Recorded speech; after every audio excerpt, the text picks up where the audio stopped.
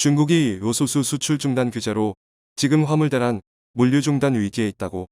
이런데도 중국을 도울 이유가 있나. 지금이 철강 산업이 기회입니다. 긴장을 늦추지 마시고 계속 전진하여 일정 거래선을 회복하여야 합니다. 안녕하세요. 다음은 기사 내용입니다. 최근 한국이 그동안 보여왔던 것과는 전혀 다른 행보를 보여 중국이 잔뜩 긴장하고 있습니다. 중국 때문에 시작된 악재로 전 세계가 고난을 겪는 반면 한국만이 초대박 행진을 이어가고 있기 때문입니다. 중국은 그동안 지독한 중화 사상에 찌들어 소국이 대국에 대항해서 해야 되겠냐며 한국에 무역 보복을 감행했습니다. 경제를 뒤흔들어 한국의 우위에 서고자 한 것입니다. 하지만 오히려 역으로 중국 경제가 파탄난 결과만 가져왔는데요. 특히 현재는 한국 철강이 세계를 경악해 할 만한 역대급 매출을 기록하고 있는데요. 이에 따라 그동안 막대한 빚을 내면서까지 철강 산업 분야를 장악하려던 중국 체면이 말도 안 되게 구겨지고 말았습니다. 이뿐만 아니라 중국이 긴장해야 할 일은 또 있습니다. 미국 조 바이든 대통령이 원자재 대란의 원흉인 중국의 분노에 더러운 중국산 철강을 배제하겠다 밝혔습니다. 반면 한국은 미국으로부터 무관세의 쿼터면 제약소까지 받아내는 엄청난 혜택이 따를 것이라고 하는데요. 오늘 이슈거리에서는 전 세계적인 악재에도 한국만 쾌재를 부르는 이유에 대해 알아보겠습니다. 2017년 중국은 안보 관련해서 사드 미사일을 배치하려던 한국에 무역 보복이라는 최악의 선택을 했습니다. 당시 중국 네티즌들은 중국이 방기만 끼어도고 꾸라질 소국이 대국에 대든다며 한국을 무시했는데요. 이렇게 펑펑거리던 것과는 달리 중국 내 한국 기업이 철수하는 상황이 오고 중국 내 한국 공장이 문을 닫자 경제가 완전히 파탄났습니다. 여기에 중국의 석탄 부족과 전력난 홍수까지 겹치면서 대중 의존도가 높았던 세계 각국은 아수라장이 됐는데요.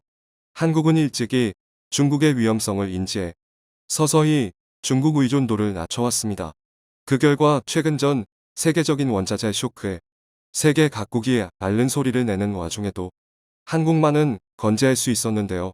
철강업계 관계자는 한국 철강이 올해 역대 최대 실적을 내게 될 가능성이 높다고 전했습니다. 이는 모두 터무니없을 정도로 값을 싸게 후려쳐 시장을 장막하고 있었던 중국 철강이 몰락한 덕분입니다. 과거 중국은 세계 철강 기준은 중국이라며 거드름을 피워왔는데요. 실제로 철강제 가격의 표준으로 중국 내수 가격이 활용될 정도로 세계 시장에서 중국 철강의 비중이 높았던 것은 사실입니다. 하지만 이처럼 중국이 철강 가격의 표준을 차지하게 된 이유는 따로 있습니다. 여기에는 일반인들은 잘 알지 못하는 중국의 엄청난 음모가 숨어 있는데요. 2000년대 세계무역기구 WTO에 가입한 뒤 세계의 공장 역할을 하게 된 중국은 공격적인 설비 투자에 나섰습니다. 여기에는 중국이 미국과 함께 글로벌 양강을 형성한다는 의미의 지투라는 단어가 생길 만큼 막대한 금액이 투입되었습니다. 그러나 중국의 투자는 실패로 돌아가고 말았습니다. 중국의 예상과는 달리 세계 시장의 수요가 줄어들기 시작한 것입니다. 하지만 경제 성장을 유지하지 못하면 정권이 무너질 거라는 위기의식에 사로잡힌 중국 공산당은 공격적인 투자를 계속 이어나갈 수밖에 없었습니다. 그리고 그들은 사태를 수습하기 위해 중국 내에서 다 소화하지 못하는 제품을 전 세계 시장으로 밀어내자는 꾀를 냈습니다. 즉, 중국의 투자 실패를 전 세계가 함께 나누어 부담하게끔 만들자는 것이었습니다. 그 결과 철강제 과잉 공급으로 세계 시장이 휘청거릴 정도로 막대한 피해를 입게 되었습니다. 이 사고로 지금도 포스코와 현대제철의 주가 순자산 비율 PBR은 한 대 이하로 짓눌려 있죠. 한국에는 좀비 기업이라는 말이 있습니다. 이는 1년간 번 영업이익으로 이자도 갚지 못하는 기업을 뜻하는데요. 형편없는 제품으로 망해야 할 기업의 자본이 공급되면 좀비 기업이 됩니다. 그런데 좀비는 멀쩡한 사람을 공격해 좀비로 만든다는 특징이 있죠. 시장에 형편없이 싸기만 한 제품이 시장에 나돌아다니면 제품 가격만 떨어지고 결국 멀쩡한 기업까지 망하게 됩니다. 다시 말해 한국의 철강조선 정유 화학기업들이 2015에서 2016년 부진한 실적을 기록한 건 좀비화된 중국 기업들 때문이라는 것입니다. 그런데 최근 상황이 완전히 뒤바뀌기 시작했습니다. 호주와의 무역 분쟁으로 석탄 재고량이 뚝 떨어진 중국은 전기가 부족해 눈물을 머금고 철강 생산량을 감산할 수밖에 없었는데요. 이에 따라 중국 철강사들의 철강제 생산 원가가 높아졌습니다. 실제로 중국 내수열 연 가격과 철근 가격은 천정부지로 치솟고 있습니다. 이에 따라 철강제를 필요로 하는 세계 각지의 기업들이 굳이 싸구려 중국산 철강제를 고집할 필요가 없어졌습니다. 이뿐만이 아닙니다. 기존 철강 산업의 대중 의존도가 높았던 유럽 철강사들 역시 덩달아 철강제 가격을 올릴 수밖에 없었는데요. 이는 결국 한국에 더 없는 호재로 작용할 수밖에 없습니다. 이미 세계에서도 높은 품질과 훌륭한 가격 경쟁력으로 유명한 한국 철강이 주변 경쟁자들이 사라진 상황에서 마음껏 활개치고 다닐 수 있는 환경이 펼쳐졌습니다. 공신력 있는 금융정보업체 FN 가이드에 따르면 포스코 3분기 명업이익은 2조 5,959억 원으로 전년 동기 대비 289% 증가했습니다. 4분기 또한 2조 2,557억 원의 영업이익을 이어가며 연간 영업이익만 8조 원을 넘길 것으로 보고 있습니다. 한국의 호재는 여기에서 끝나지 않았습니다. 미국이 한국산 철강 제품에 대해 적용하는 수입 할당제 쿼터 시스템과 해제될 거란 전망이 쏟아지기 시작한 것인데요. 미국은 값싸고 품질이 좋은 한국산 철강을 견제하기 위해 2018년 수입 할당제를 실시했습니다. 우리나라 철강 제품에 25%의 고율 관세를 부과하지 않는 대신 수입 물량을 직전 3년 평균 물량의 70%로 제한한다는 내용이었는데요.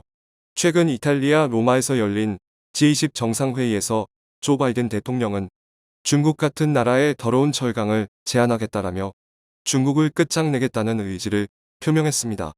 해외 전문가들은 조 바이든 대통령의 더러운이라는 말에는 여러 가지 의미가 숨어 있다고 분석했는데요. 첫째는 그동안 값싸고 질 떨어지는 철강을 덤핑해 세계 시장에 끔찍한 혼란을 안겨준 중국의 더러운 음모를 비판한다는 의미입니다.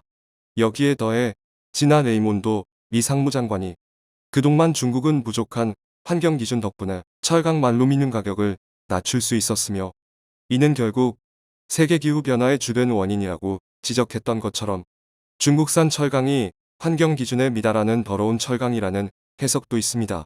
두 가지 모두 도저히 반박할 수 없는 옳은 말인데요. 미국은 이를 위해 가장 처음으로 2018년에 트럼프 전 미국 대통령이 이후에 부과했던 25% 철강 관세를 중단하겠다고 밝혔습니다. 이는 동맹국 간의 마찰 원인을 제거하고 서로 힘을 합쳐 중국 견제를 위한 세력을 모으겠다고 해석되는데요. 이에 따라 한국 철강 업계가 발칵 뒤집어졌습니다. 미국은 세계 4위의 철강 생산국이면서 세계 2위의 철강 소비국입니다. 생산보다 소비 수요가 훨씬 크며 중국에 이어 유럽과 함께 철강 수요가 가장 큰 지역이죠. 그리고 미국의 철강 수출을 가장 많이 하는 나라는 한국이 3위입니다. 이처럼 미국은 한국에게 매우 중요한 수출 시장이기 때문에 관세와 같은 이슈는 매우 민감한 사안일 수밖에 없습니다. 철강 업계 관계자는 이번 합의로 미국의 이유산 수입 물량이 100만 톤가량은 늘 것으로 보이는데 이렇게 되면 가격이 내려가는 등 하방 입력이 있을 것이라며 한국 업체 입장에서는 수출 물량이라도 늘려야 하는데 현재의 쿼터로는 어렵기 때문에 현재 70% 수준인 쿼터를 이유처럼 100%로 늘려야 한다고 강조했습니다. 이후에 쿼터가 풀리게 되면 기존 100만 톤에 추가로 330만 톤의 이유산 철강 제품이 25%의 관세 없이 미국으로 수출될 것으로 예상되는 만큼 한국과의 경쟁이 더욱 치열해질 수밖에 없다는 분석입니다. 하지만 세계철강협회가 평가에 발표하는 세계에서 가장 경쟁력 있는 철강사 목록에서 한국의 포스코는 작년까지 11년째 1위 자리를 지키고 있습니다. 우리 철강업계는 중국으로 인한 공급 과잉이 한참 문제가 됐던 시기 중국과 같은 전략으로 판매량을 늘리기보단 고부가 제품으로 수익성을 높이는 게 더 낫다고 판단했습니다. 그중 하나가 수소와 원재철입니다.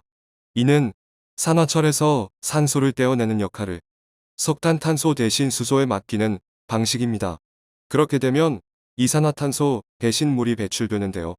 한국의 포스코는 이수소환 원제철 방식인 하이렉스 공법을 공개했습니다. 환원제로 석탄 대신 수소를 쓴다는 것은 겉으로 보기에는 아주 간단한 변화처럼 보이지만 사실 매우 커다란 변혁의 시작입니다. 그동안 철을 생산해온 방식이 완전히 바뀐다는 것이기 때문입니다.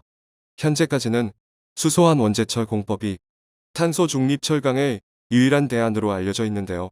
세계 철강 전문가들은 유럽 등 서구권 국가들이 채택한 샤프트 방식보다 포스코의 하이렉스 공법을 훨씬 경제적이고 뛰어난 기술로 평가하고 있습니다. 이에 따라 중국의 경제적으로나 환경적으로나 더러운 철강을 혐오하는 미국이 이후에 부과한 관세를 철폐했던 것처럼 한국의 쿼터를 해제할 것이 분명하다는 분석입니다. 지금까지 민폐덩어리 중국을 밟고 올라선 한국에 대해 알아봤는데요. 한 치 앞도 내다보지 못하고 오늘만 살던 중국은 몰락하는 반면 한국은 먼 미래를 내다보며 끝없이 성장하고 있습니다. 그러나 중국은 아직도 답이 없는 듯합니다. 상황이 불리하게 흘러가자 미국이 일방적으로 중국을 공격하고 있다며 억울함을 호소하는 한편 이번 철강 감산 또한 베이징 올림픽의 푸른 하늘을 만들기 위해서라는 정신 승리를 하고 있는데요. 중국이 5호 16국으로 찢어질 날이 머지않은 것 같습니다.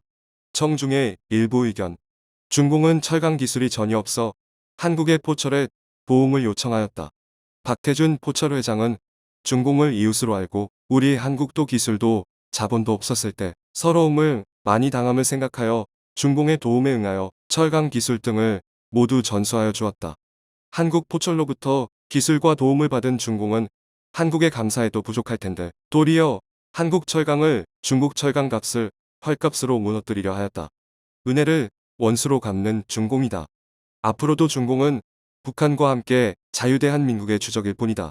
당분간 무관세에 쿼터제 보류해야 그리고 요소수 확보 때까지는 다소 매연 나오더라도 바이패스하고 다닐 수밖에 없을 듯. 중국은 옛 한국 땅을 다 빼앗아 철강 산지까지 빼앗아 철 생산하면서 약소국 중국 될 날 얼마 안 남았건만 요소수도 현대에서 벌써 생산 시작했는데 이런들 어떠하리 저런들 어떠하리 만수산 드렁 제기 얽혀진들 어떠하리 꼴빈당 중국 땅 향한 멸중 일편단심 바꿀 줄이 없도다. 시청해주셔서 감사합니다.